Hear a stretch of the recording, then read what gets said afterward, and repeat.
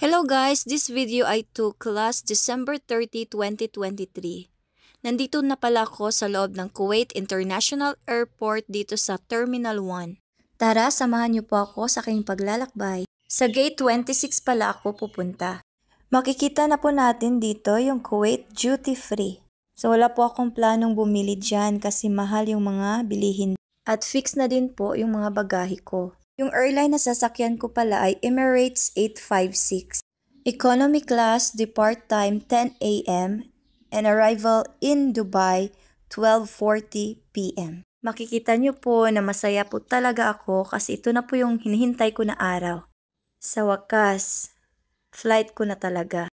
Nandito po ako sa waiting area dito sa Gate 26 Flight AK856.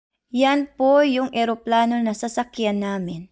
Ayan po, start na po ng pila for check-in, papasok sa eroplano na sasakyan namin. Ayan po, i-check muna yung passport namin at boarding pass. Tsaka yung mga gamit namin. Ayan na po yung close-up ng eroplano na sasakyan namin. Excited na talaga ako. Meron pala akong nakilalang Sri Lankan at Indian. Pareho po kami ng flight.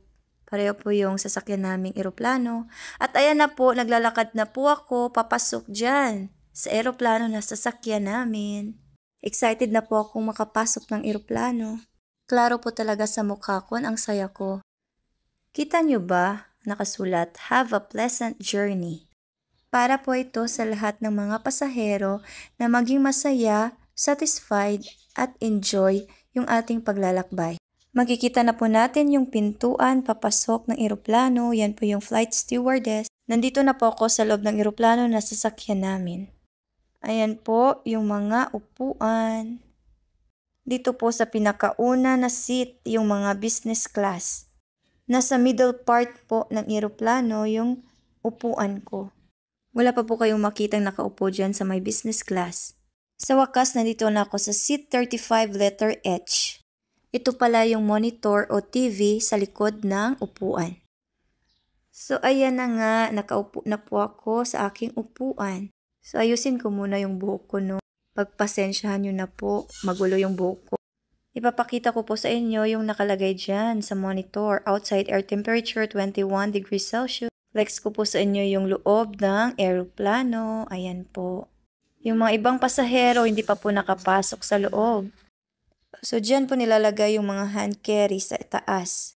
Videohan ko muna yung sarili ko habang naghahantay ng iba pang mga pasahero na mapuno yung eroplano.